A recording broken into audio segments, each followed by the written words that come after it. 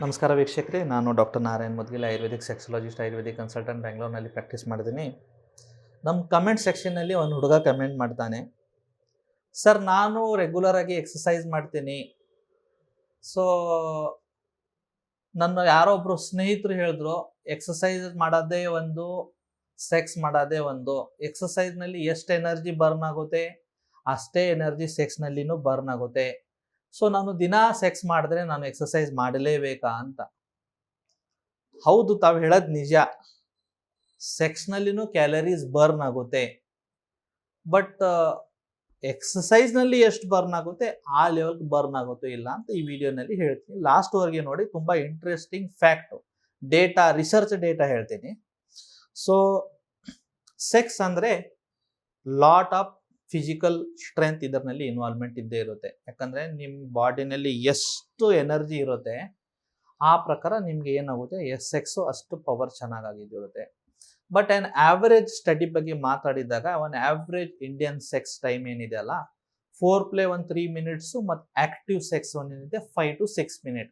So total ಇದು 9 to 10 ಮಿನಿಟ್ಸ್ನಲ್ಲಿ ಎಷ್ಟು energy burn ಆಗುತ್ತೆ ಅಂದರೆ approximately 25 to 30 calories of energy burn ಆಗುತ್ತೆ, which is just equal to ಒಂದು ಬಾಳೆಹಣ್ಣಲ್ಲಿ ಎಷ್ಟು ಕ್ಯಾಲರೀಸ್ ನಾವು ತಿಂತೀವಿ. ಅದರ ಅರ್ಥ, ನಾವು ಸೆಕ್ಸ್ ಮಾಡಿಬಿಟ್ಟು ಎಷ್ಟು ಎನರ್ಜಿನ ಲೋ ಮಾಡಿರ್ತೀವಿ ಅಥವಾ ಎಷ್ಟು ಎನರ್ಜಿ ನಾವು ಕಳ್ಕೊಳ್ತೀವಿ, ಅದೇ ಸೆಕ್ಸ್ ಆದ ತಕ್ಷಣ ಒಂದು ಬಾಳೆಹಣ್ಣು ತಿಂದ್ಬಿಟ್ರೆ ಅಷ್ಟೇ ಎನರ್ಜಿ ನಾವು ಗೇನ್ ಮಾಡ್ತೀವಿ.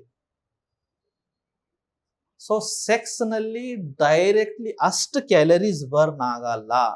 ಬಟ್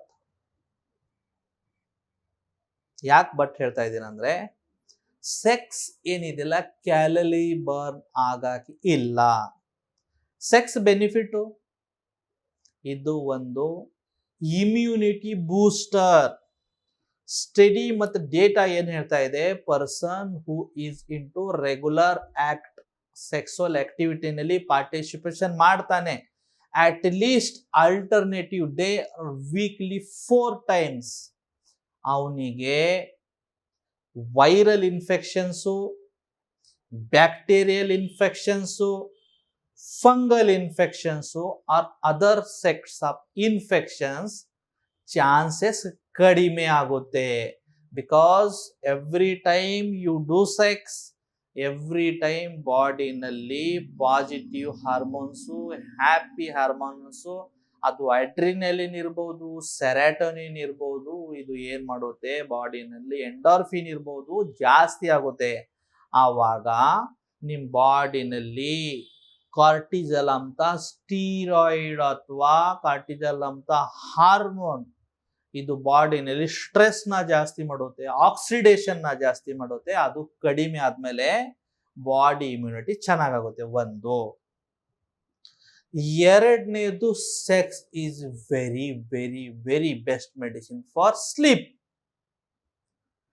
ನನಗೆ ನಿದ್ದೆ ಕರೆಕ್ಟ್ ಆಗಿ ಬರ್ತಾ ಇಲ್ಲ ಸರ್ ಇತ್ತೀಚೆಗೆ ಅಂದ್ರೆ ನಿಮ್ಮ ಲೈಫ್ನಲ್ಲಿ ಸೆಕ್ಸ್ ಕಡಿಮೆ ಆಗಿದೆ ಅಂತ ಅರ್ಥ.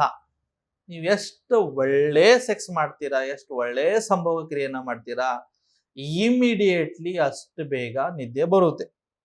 ಮಹಿಳೆಯರು ತಾವು ಅಬ್ಸರ್ವ್ ಮಾಡ್ತಿರ್ಬೋದು, ತಾವು ಜಸ್ಟ್ ತಮ್ಮ ಹಸ್ಬೆಂಡ್ ಇರ್ಬೋದು, ಬಾಯ್ ಫ್ರೆಂಡ್ ಇರ್ಬೋದು, ಪಾರ್ಟ್ನರ್ ಇರ್ಬೋದು, ಸೆಕ್ಸ್ ಆದ ತಕ್ಷಣ ನೀವು ವಾಶ್ರೂಮ್ ಹೋಗಿ ಬರುವವರೆಗೆ ಇವ್ರು ಮಲಗಿರ್ತಾರೆ. ಯಾಕಂದ್ರೆ ಇವ್ರ ಬಾಡಿನಲ್ಲಿ ಇಷ್ಟು ಹ್ಯಾಪಿ ಹಾರ್ಮೋನ್ಸ್ ಸೀಕ್ರೆಟ್ ಆಗಿಬಿಡುತ್ತೆ, ಇಮಿಡಿಯೇಟ್ಲಿ ನಿದ್ದೆ ಹತ್ಬಿಡುತ್ತೆ. ಸೊ ಎಷ್ಟೋ ಜನ ಸಿಟಿನಲ್ಲಿ ನಿದ್ದೆ ಸಮಸ್ಯೆ ಇದೆ, ನಮಗೆ ನಿದ್ದೆ ಬರ್ತಾ ಇಲ್ಲ, ಆಪ್ನಿಯಾ ಡಿಸಾರ್ಡರ್ ಇದೆ, ಅಬ್ಸ್ಟ್ರಕ್ಟಿವ್ ಸ್ಲೀಪ್ ಆಪ್ನಿಯಾ ಡಿಸಾರ್ಡರ್ ಇದೆ, ಅದು ನಾನಾ ರೀತಿ ಟೆಸ್ಟ್ ಮಾಡಿ, ಆ ಟೆಸ್ಟ್ ಮಾಡಿ, ಈ ಟೆಸ್ಟ್ ಮಾಡಿ ಅಂತ ಹೇಳೋಕ್ಕಿಂತ ಒಳ್ಳೆ ಸೆಕ್ಸ್ ಮಾಡಿ ನಿದ್ದೆ ಚೆನ್ನಾಗಿ ಬರುತ್ತೆ. ಆ ಪಿಲ್ಸು ಈ ಪಿಲ್ಸ್ ಒಳಗೆ ಬೇಡ, ಒಳ್ಳೆ ಸೆಕ್ಸ್ ಮಾಡಿ. ಅದರ ಜೊತೆಗೆ ಇದು ಮೈಂಡ್ಗೆ ಮತ್ತು ಬಾಡಿಗೆ ಒಂದು ರಿಲ್ಯಾಕ್ಸೇಷನ್ಗೆ ಆಕ್ಟಿವಿಟಿ. ಹೇಗೆ ಸರ್ ಮೈಂಡ್ಗೆ ರಿಲ್ಯಾಕ್ಸ್ ಮಾಡುತ್ತೆ ಅಂದರೆ, ಯಾವಾಗೋ ಸೆಕ್ಸ್ ಮಾಡಿದಾಗ ಬಾಡಿನಲ್ಲಿ ಎಂಡಾರ್ಫಿನ್ ಅಂತ ಒಂದು ಕೆಮಿಕಲ್ ರಿಲೀಸ್ ಆಗುತ್ತೆ.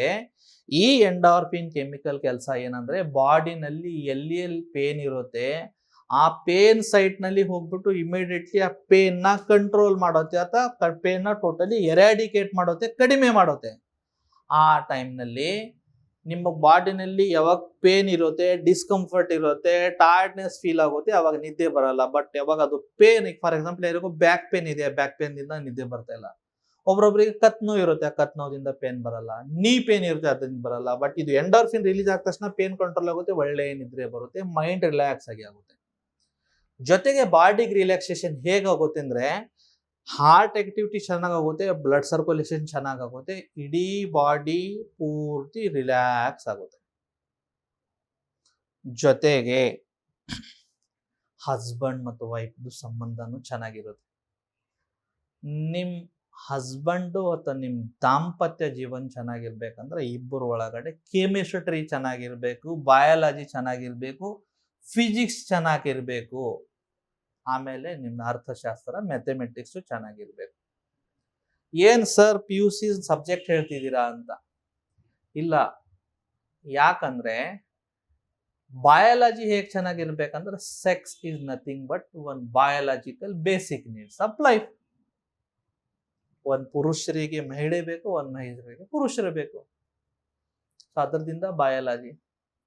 ಕೆಮಿಸ್ಟ್ರಿ ಹೇಗಂದ್ರೆ, ಇಬ್ಬರ ಒಳಗೆ ಲವ್ ಚೆನ್ನಾಗಿದೆ, ಇಬ್ಬರ ಒಳಗಡೆ ಅಂಡರ್ಸ್ಟ್ಯಾಂಡಿಂಗ್ ಚೆನ್ನಾಗಿದೆ, ಅದೇ ಕೆಮಿಸ್ಟ್ರಿ. ಮತ್ತೆ ಫಿಸಿಕ್ಸ್ ಅಂದ್ರೆ ಯಾವಾಗ ಇಬ್ಬರು ಫಿಸಿಕಲ್ ಆಕ್ಟಿವಿಟಿ ಮಾಡ್ತಾ ಇರ್ತಾರೆ, ದೈಹಿಕ ವ್ಯಾಯಾಮ ಆಗುತ್ತೆ, ಅದೇ ಫಿಸಿಕ್ಸ್. ಮತ್ತೆ ಮ್ಯಾಥಮೆಟಿಕ್ಸ್, ಮದ್ವೆ ಆದ್ಮೇಲೆ ಗಂಡ ಹೆಂಡತಿ ಅಂದ್ರೆ ಅರ್ಥ ಸಂಚಾಲನ ಹೇಗೆ ಮಾಡಬೇಕು, ಒಂದು ಮನೆ ಹೇಗೆ ನಡೆಸಬೇಕು, ಎಷ್ಟು ಎಕ್ಸ್ಪೆಂಡಿಚರ್ ಮಾಡಬೇಕು, ಎಷ್ಟು ಸೇವ್ ಮಾಡಬೇಕು, ಅದು ಮಕ್ಕಳ ಎಜುಕೇಶನ್ ಇರ್ಬೋದು, ಮನೆ ಬಾಡಿಗೆ ಇರ್ಬೋದು, ಎಲ್ಲ ರೀತಿಯ ಕ್ಯಾಲ್ಕುಲೇಷನ್ ಇರುತ್ತಲ್ಲ, ಅದೇ ಮ್ಯಾಥಮೆಟಿಕ್ಸ್. ಸೊ ಸೆಕ್ಸ್ ನಲ್ಲಿ ಎಲ್ಲಾ ಸಬ್ಜೆಕ್ಟ್ ಬರುತ್ತೆ. ಸೊ ತಾವು ತಿಳ್ಕೊಳ್ಬೋದು, ನಾನು PUC ನಲ್ಲಿ ಬಯಾಲಜಿ ಓದಿದ್ದೀನಿ, ಕೆಮಿಸ್ಟ್ರಿ ಓದಿದ್ದೀನಿ, ಮ್ಯಾಥ್ಸ್ ಓದಿದ್ದೀನಿ, ಫಿಸಿಕ್ಸ್ ಓದಿದ್ದೀನಿ. ಇವಾಗ ಏನು ಬೆನಿಫಿಟ್ ಅಂದ್ರೆ ಈ ತರ ಸೆಕ್ಸ್ ನಲ್ಲಿ ಬೆನಿಫಿಟ್ ಆಗೋದು. ಸೊ ಇಷ್ಟೆಲ್ಲಾ ಇಂಪಾರ್ಟೆಂಟ್ ಸೆಕ್ಸ್ ಬಗ್ಗೆ ಹೇಳಿದೆ. So sex is not the medium to only burn your calories. Calories burn ಆಗುತ್ತೆ, ಬಟ್ ಮೋರ್ ದೆನ್ ಕ್ಯಾಲರೀಸ್ ಇದು ಎಷ್ಟು ಬೆನಿಫಿಟ್ ಕೊಡುತ್ತೆ ನಿಮಗೆ. ಈಗ ಫಾರ್ ಎಕ್ಸಾಂಪಲ್ ಯಾರೋ ಸ್ಟ್ರೆಸ್ ನಲ್ಲಿ ಇದ್ದಾನೆ ಅಂತ ತಿಳ್ಕೊಳ್ಳಿ. ಸೊ ಅವ್ನು ಜಿಮ್ ನಲ್ಲಿ ಎಷ್ಟೋ ಬರ್ನ್ ಮಾಡಿಬಿಟ್ಟು ಏನು ಕ್ಯಾಲರೀಸ್ನ ಮೆಂಟಲಿ ಸ್ಯಾಟಿಸ್ಫೈ ಆಗಲ್ಲ ಅವನಿಗೆ. ಬಟ್ ಇಲ್ಲಿ ಕ್ಯಾಲರೀಸ್ ಕಡಿಮೆ ಆದ್ರೂ ಮೈಂಡ್ ರಿಲ್ಯಾಕ್ಸ್ ಆಗುತ್ತಲ್ಲ. ಓವರ್ ಸ್ಟ್ರೆಸ್ ಮಾಡ್ಕೊಂಡು ಎಷ್ಟು ಕ್ಯಾಲರೀಸ್ ಬರ್ನ್ ಆದ್ರೂ ಕಾರ್ಟಿಜಾಲ್ ಜಾಸ್ತಿ ಆಗಿಬಿಟ್ಟು ಮತ್ತೆ ಫ್ಯಾಟ್ ನ ಡೆಪಾಸಿಟ್ ಮಾಡುತ್ತೆ. ಬಟ್ ಇಲ್ಲಿ ಕಾರ್ಟಿಜಾಲ್ ಕಡಿಮೆ ಆದ್ಮೇಲೆ ಆಲ್ದೋ ಫ್ಯಾಟ್ ಡೆಪಾಸಿಟ್ ಆಗಿಲ್ಲ ಅಂದ್ರೆ ಇದ್ದಿದ್ದ ಫ್ಯಾಟ್ ಕಂಟ್ರೋಲ್ ನಲ್ಲಿ ಇರೋದು. ಸೊ ಇದು ಆಯ್ತು ಸೆಕ್ಸ್. ಸೊ ಇವಾಗ come to the point, exercise. An average person 30 minute regular ಆಗಿ ವಿಗ್ರಸ್ ಎಕ್ಸಸೈಸ್ ಮಾಡ್ತಾನೆ. ಅದು ಜಿಮ್ ನಲ್ಲಿ ಅಥವಾ ಸ್ವಿಮ್ಮಿಂಗ್ ಇರಬಹುದು, ಸೈಕ್ಲಿಂಗ್ ಇರಬಹುದು. 30 ಮಿನಿಟ್ಸ್ ಒಂದು ಹೆವಿ ಎಕ್ಸಸೈಸ್ ನಲ್ಲಿ ಅಥವಾ ವಿಗ್ರಸ್ ಎಕ್ಸಸೈಸ್ ನಲ್ಲಿ 200 to 300 ಕ್ಯಾಲರೀಸ್ ಬರ್ನ್ ಆಗುತ್ತೆ. ವೆರಿ ಸೇಮ್ ಟೈಮ್ 300 ಕ್ಯಾಲರೀಸ್ ನೀವು ಒಂದು ಗುಲಾಬ್ ಜಾಮೂನ್ ತಿಂದ್ರೆ ಬಂದ್ಬಿಡುತ್ತೆ. ಸೊ ಬರೇ ನಾನು ಜಿಮ್ ಹೋಗ್ಬಿಟ್ಟು ನಾನು ಎಕ್ಸಸೈಸ್ ಮಾಡಿ ಕ್ಯಾಲರೀಸ್ ಬರ್ನ್ ಮಾಡ್ತಾ ಇದ್ದೀರಾ ಅಂತ ತಿಳ್ಕೊಂಡ್ರೆ, but very same time you should be very careful about your food. Because ನೀವು 1 ಅವರ್ ಬೆಳಗ್ಗೆ ಎಕ್ಸಸೈಸ್ ಮಾಡಿಬಿಟ್ಟು ಆಮೇಲೆ 10 ಗಂಟೆಗೆ ಬಂದ್ಬಿಟ್ಟು ಒಂದು ಗುಲಾಬ್ ಜಾಮೂನ್ ತಿಂದ್ರೆ ನಿಮ್ ಎಕ್ಸಸೈಸ್ ಮಾಡೋದು ವೇಸ್ಟ್. ಸೊ ಅದರ ಅರ್ಥ ನೀವು ಎಕ್ಸಸೈಸ್ ಮಾಡಬಾರ್ದು ಅಂತಿಲ್ಲ, ಎಕ್ಸಸೈಸ್ ಮಾಡಿ ಜೊತೆಗೆ ಫುಡ್ ತೊಗೊಳ್ಳೋವಾಗ ವಿಚಾರ ಮಾಡಿಬಿಟ್ಟು ತಗೊಳ್ಳಿ.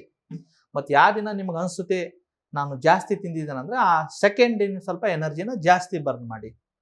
ಆವರೇಜ್ ಸ್ಟಡಿ ಏನ್ ಹೇಳುತ್ತೆ ಅಂದ್ರೆ, ಪರ್ಸನ್ ವಾರಕ್ಕೆ 3 ದಿನ ಒಂದು ವಿಗರಸ್ ಎಕ್ಸಸೈಸ್ ಮಾಡ್ತಾನಂದ್ರೆ ಅವನ ಬಾಡಿದ ಮಸಲ್ ಸ್ಟ್ರೆಂತ್ ಚೆನ್ನಾಗಿರುತ್ತೆ, ಬಾಡಿನಲ್ಲಿ ಹಾರ್ಮೋನ್ ಸ್ಟ್ರೆಂತ್ ಚೆನ್ನಾಗಿರುತ್ತೆ, ಬಾಡಿ ಫಿಟ್ನೆಸ್ ಚೆನ್ನಾಗಿರುತ್ತೆ.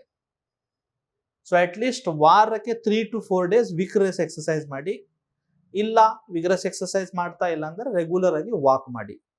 ಬಟ್ ನನ್ನ personal suggestion, 1 day walk, 1 day vigorous exercise, 1 day walk, 1 day vigorous exercise ಮಾಡಿದ್ರೆ ನಿಮ್ ಎನರ್ಜಿ ಮತ್ತು ನಿಮ್ ಬಾಡಿ ರಿಸ್ಟೋರೇಷನ್ ಕೆಪಾಸಿಟಿ ಏನಿರುತ್ತೆ ಎಲ್ಲ ಚೆನ್ನಾಗಾಗುತ್ತೆ.